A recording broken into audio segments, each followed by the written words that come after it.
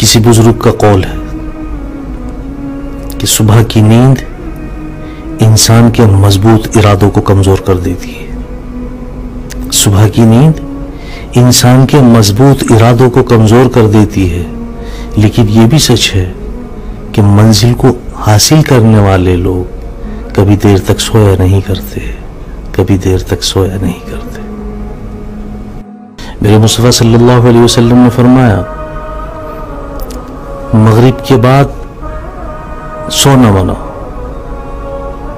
یعنی عشاء سے پہلے سونا منع، اور عشاء کے بعد جاگنا منع.